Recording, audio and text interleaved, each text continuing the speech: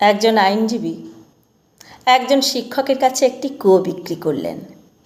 2 দিন পর আইনজীবী সেই শিক্ষকের কাছে এসে বললেন, আমি তো আপনাকে কুয়ো বিক্রি করেছি, কিন্তু কুয়োর ভিতরে জল তো বিক্রি করিনি। আপনি যদি জল ব্যবহার করতে চান তবে অতিরিক্ত টাকা দিতে হবে।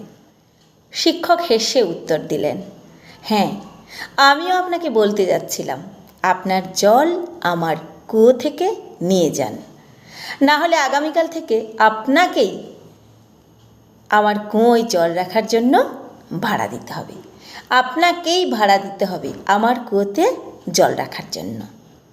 এটা শুনে আইনজীবী ঘাবড়ে গেলেন এবং বললেন, আরে না না, আমি তো মজা করছিলাম।